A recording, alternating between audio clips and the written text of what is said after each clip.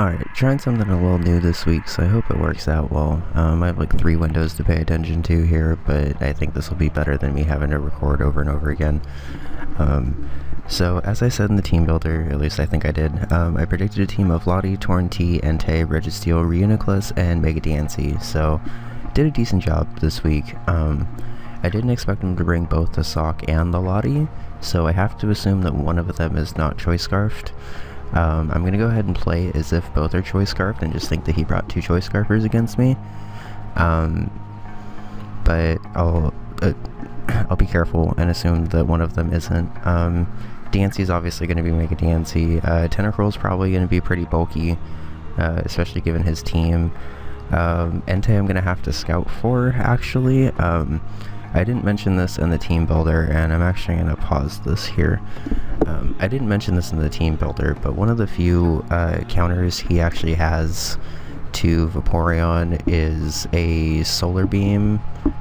Well, actually, one of the few ways that he has to counter Bulky Waters, I guess, is a Solar Beam Entei or an HP Grass Entei, I guess. But I put Protect on Vaporeon specifically to deal with Solar Beam Power Herb Entei because he's brought it before. So I'm going to play pretty passively around it until I try to figure out what set it is. Torn T is probably either going to be Assault Vest or Life Orb. I'm going to have to play and figure out which one it is. And like I said in the beginning of the game, Lottie's probably Choice Scarfed. If it's not, it might be a bulky Defogger, I guess, if he doesn't want to bring Rapid Spin on Tentacruel. But again, I'll just have to be careful. So, pretty excited to not see Sneasel, because like I said, it can do a lot of damage to me. I can revenge kill it pretty easily, but it does a lot of damage to me. Very excited to not see Reuniclus or Registeel, because they're fat F, but that's okay. So, leads on my end. My main lead was going to be Scizor, because I've noticed in my scouting that he leads with either Tornadus T or DNC pretty often. If he leads with Tornadus T, I'm just going to double predicting a Heat Wave. If he leads with DNC, I'm going to stay in and either U-turn or Bullet Punch, depending on what the situation goes. So I decided to lead with Scizor, and as you're about to see when I finally click play, he leads DNC. So turn 1 is actually kind of risky because I know that he knows that I have Bullet Punch, so I'm debating whether or not I want to predict turn 1 and go for a U-turn or just go for a Bullet Punch. If he tries to attack me, he's actually going to hit me first because he sent out his Beyonce the DNC first. So he actually outspeeds me here, and if you go look at his team builder, it's because he invested quite a lot of speed into Mega DNC, so conveniently enough, his regular DNC just kind of happened to outspeed my regular Scizor. I don't know if he noticed, to be honest, but if he didn't, then good for me. So I'm just gonna go ahead and go for a U-turn, turn 1. If he stays in and protects, I don't lose anything. If he switches out, I gain momentum. And after calculating, unless he has HP Fire, which would be a pretty ballsy play to go for at turn 1, I think, I'm gonna get some kind of momentum here. He just ends up protecting, and I go for a U-turn, and that's fine. So here is a little bit different of the story because I do not take an HP Fire very well at all, and now that he for sure outspeeds, and he knows that, I don't really necessarily want to just leave my Scizor in to get hit like that. So I'm gonna actually go for the Bullet Punch this turn, even though I'm a little bit more confident. I'm a little bit more confident that he's gonna switch out this turn, but I also need to play it safe in case he stays in and goes for an HP Fire on me. But he ends up switching. A good switch on his part. So judging by that damage, he seems to be more of an offensive Torn, or at least doesn't really have any significant defense investment. It's still not going to be a 2-hit KO, so there's no reason for me to stay in, and like I said, I predicted him to have Heat Wave, pretty much specifically to deal with Scizor because of how big of a problem it is to his team. So I just go ahead and play it safe and switch into one of my 2 Heat Wave answers this week in Victini, and he goes for a U-turn, and shows that he's life orbed, which is actually very, very, very important information for me. So he goes into Lottie here, and at this point I'm actually still thinking that he could be scarfed, and I'm especially defensive Victini designed to stay in and set up screens against Tentacruel, but that means that I could probably take on this Lottie pretty well if I wanted to. But during calculations and looking through the team builder and stuff to see what else Lottie could have for me, I suddenly started to get really scared of a physical Dragon Dance Latios, which I know sounds crazy, but leagues let you do some pretty crazy things, so I kind of have to be pretty afraid of everything. So I calced that and realized that an EQ from a Lottie would have actually done more damage than I was trying to take here. So I could have stayed in and taken whatever move was coming and gone for a Thunder Wave and potentially crippled this thing. But I instead decided to just double into my counter for it, and he goes for a Shadow Ball, which is a much better, safer, and more realistic option to have as a coverage move against Victini. So this is actually a physically defensive Vaporeon, despite how well it took that. If you didn't watch my team builder, you really should, by the way, in the description down below. But I needed a physically defensive Vaporeon to best take on Entei this week. But even with just like max HP and max physical defense or whatever, it still takes special hits really well just because it has so much fucking HP. So I'm going to be going for a lot of wishes because I need to keep my team as well as Karen here healthy. So the fact that he switched into Tentacruel implies that he probably has Toxic on here. I'm going to play it pretty safe and... well, okay, so I debated here actually for a while if he has Toxic or Scald. If he had Scald, he probably... well, in this situation he probably would go for it because it's kind of a no drawback play for him. If he heals me up to full, then I don't get my wish, and I just wasted a turn anyway. But if he goes for Toxic, I potentially cripple Vaporeon here. So looking at his team, Life or Expert Belt sub Thundurus does a lot of work to his team. But if it gets statused, I don't necessarily need the substitute. It's a bit of a risky play here, but I decided to go straight into my Thundurus, take a Scald very well, and luckily don't get burned and get the wish to go back up to full. Like I was saying with the Toxic, if I got burned it wouldn't have really been the end of the world because it would have just prevented me from going behind a sub, but the sub was mostly just there for protection this week and to have him be a little bit more scared of what my set could possibly be. Now that he doesn't have Registeel or Reinoclus, the sub, like being behind the sub, isn't necessarily as important. But I decided to just fire off one anyway because I outspeed in every situation for a Tentacruel.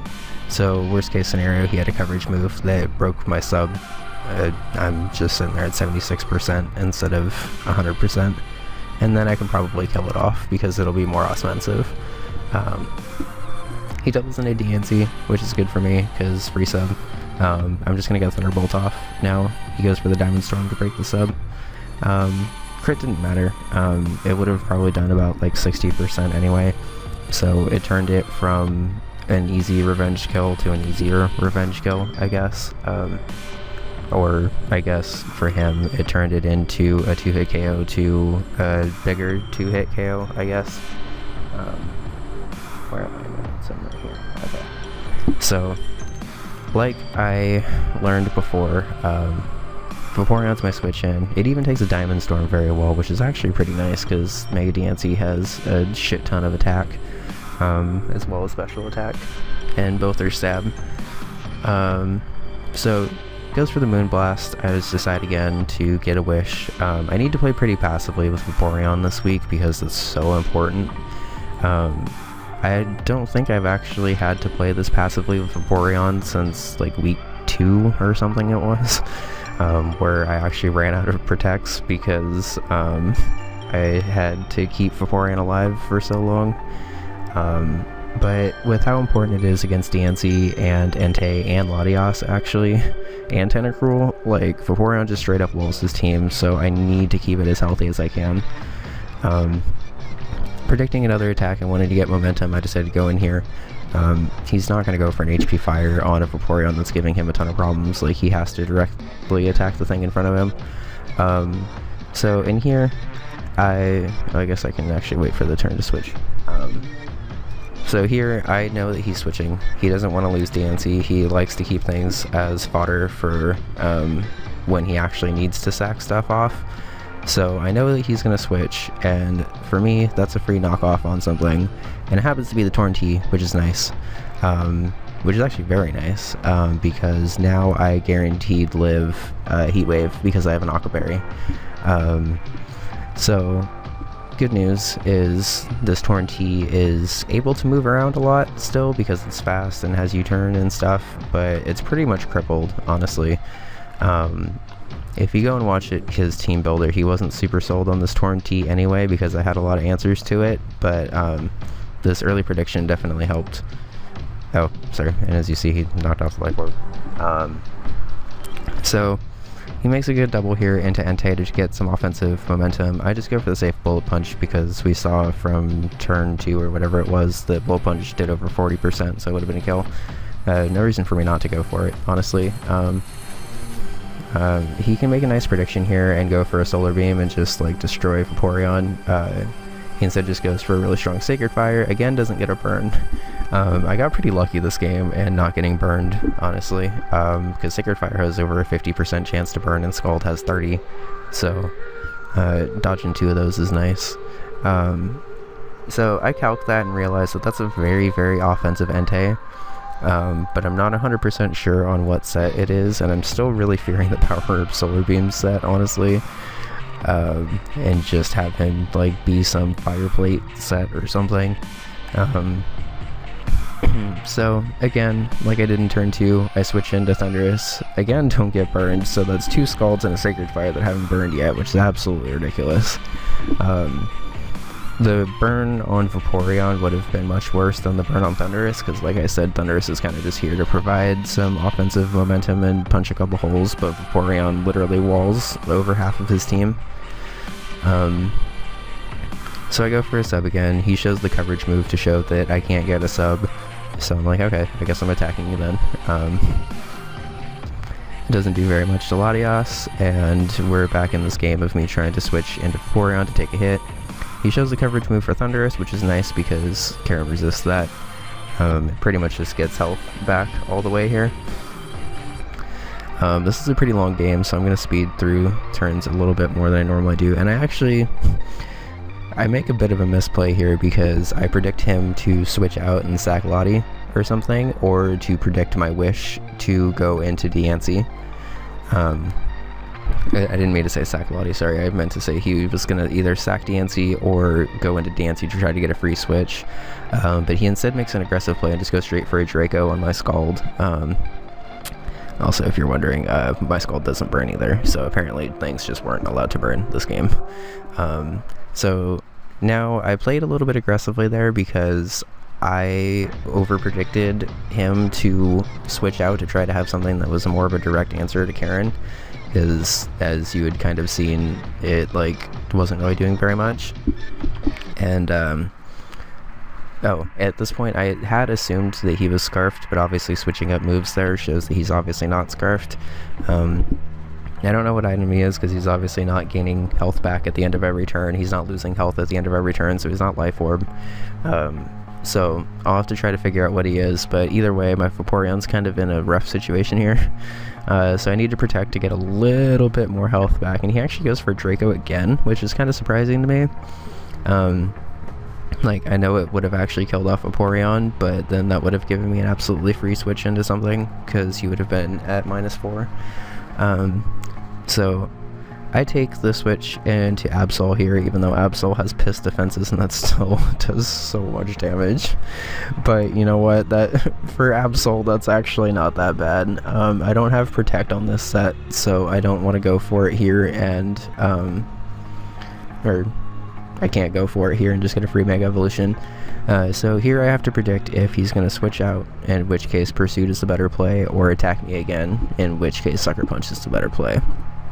He's a -4, so I don't see him staying in here, even though he has the ability to switch up moves. And he actually goes for another Draco, which thankfully doesn't kill. I go for the Pursuit, predicting him to switch out, but good on him to bring the Culper Berry. Because he lives that pretty comfortably. It actually would have still done a shit ton of damage if he didn't have a Culper Berry, so that was a nice bring on him. So here I'm in the 50-50. Is he going to switch out or try to kill me with Lottie and just switch out afterwards? So I figure he's probably going to try to kill me here. Mega Absol is more meant for Reuniclus and a couple of other things that he just didn't really bring this week, so I wasn't really tripping too much about having my Absol super healthy, so I just decided to go for a Sucker Punch here. Luckily get a kill. Crit didn't matter at all. And 25 turns into the game, we finally have the first kill. This week was absolutely crazy in terms of us like saving stuff that we actually needed to. So he goes into Entei here. At this point, I don't really want anything to take an extreme speed, to be honest. Like, Scizor can, but there's no way in fuck I'm switching Scizor in on an Entei, because if it goes for a Sacred Fire, like, I don't care if I have an Aqua Berry, I am getting destroyed. Like, I think it does even, like, I think it still does, like, 200% even with an Aqua Berry. So I figure he's actually probably not going to E-Speed here, even though he's going for it. If he does, then whatever, I sack my Absol, but if he tries to over-predict and go for another attack that's not E-Speed, I'm just going to get huge Sucker Punch damage off here. So surprisingly, he actually does go for the Sacred Fire. If you watch his commentary, it's because he was trying to make a play at this point, because he felt a little on the back foot. So, I mean, he got Sacred Fire off, but he also took quite a lot of damage on Entei. Entei got the kill, not killed stuff. So it's 5-5. He's going for Sacred Fire, which we've obviously seen that Vaporeon and Victini can take pretty well. So I realized at this point that there's nothing really on his team that wants to take a T-Wave, honestly. But seeing the DNC in the back, I kind of was still hesitant to go for it. I didn't necessarily want to go... Well, I actually end up hard switching here, I forgot about that. I end up hard switching into Vaporeon and getting a little bit of extra health back. In hindsight, I probably should have U-turned there, actually, just to try to get more offensive pressure. But I wanted to... I'm trying to remember why I did that, actually, because if he would have just went for another Sacred Fire, Karen would have been completely blown back. But at this point, I think I was just trying to make a prediction. I honestly cannot remember what prediction I was trying to make at that point to switch Vaporeon in on a Sacred Fire Entei. I guess if he was trying to sack DNC, I was trying to get more pressure, but I'm pretty sure DNC would have killed anyway. So at this point, I think that this is pretty much a free wish and go for it. He gets really unlucky here and goes for a Giga Drain that doesn't quite kill, and I'm able to get my Vaporeon back up to quite a lot of health, which is really nice. I didn't actually do the calc for that to see if it would have killed, but either way, having stuff live on 1% sucks. So sorry about that. But as I said earlier in this battle, Vaporeon is super important, so the fact that I was able to kind of get a little bit lucky and get it back up to full health was pretty nice. So here I could go for another wish and be super passive, but I figure at this point that he's not going to switch into DNC. I feel pretty safe in that because it's pretty clear that he's just kind of using it as fodder at this point and not trying to use it for Magic Bounce. So I decided to go for a Yawn because I figure if he does switch, it's not going to be in DNC and then I'll get momentum. So I go for a Yawn here because I just wanted to potentially put something to sleep and get switch momentum. He finally makes the switch into DNC, so I get a Wish Up and just go for a Scald. A little bit of retribution, I guess. He gets a crit. It doesn't necessarily matter because I pretty much recover all of it back between the wish and leftovers. But it was nice to see that Hacks at least remembered that Fluka was playing this game too. I felt a little bad about this watching the battle back because I definitely got a little luckier than I probably should have. But Vaporeon got a kill, so good news. I think it's like its second kill all season or something, but that's okay. So here he goes into Torn, which is actually a little bit surprising for me, but he gets the Hurricane, gets the confusion, and I hit myself. So again, more Hacks finally kind of trying to balance itself out, I guess. Like, I can't be mad about this. Like, I didn't get burned like 3 times when I very much should have, so I'm okay with a little bit of confusion Hacks working in his favor. So I could sack Vaporeon right now, but I actually kind of want to keep it as sack fodder at this point. So I decided to switch into specially defensive Thundurus T, who takes nothing from a Hurricane. I have to hope that he doesn't get confused here, because that would actually be kind of annoying, but he doesn't. So nothing on his team at this point really wants to take a Thunderbolt. Like, Entei can switch in, and it'll not do a ton of damage, because Entei is just very naturally bulky. But Thundurus, or Tornadus definitely doesn't want to, Tentacle absolutely doesn't want to, and Sock doesn't have very good special defense, so he doesn't really want to either.